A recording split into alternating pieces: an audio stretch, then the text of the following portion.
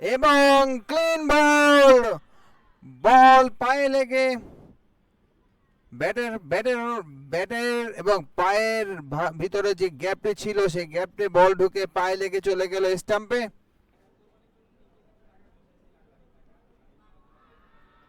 Out এলবিরা blue. পানি পানে বিরতি প্রথম বলে।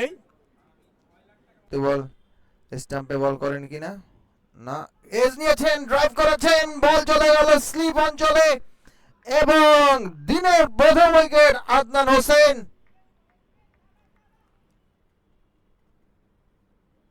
ডাউন দ্য উইকেট গিয়েছিলেন ধৈর্য হারা হয়ে, এইবার কিন্তু খালেদ সাইফুল্লাহ স্টাম্পড আউট হয়ে প্যাভিলিয়নে পেয়েছে, সেই সাথে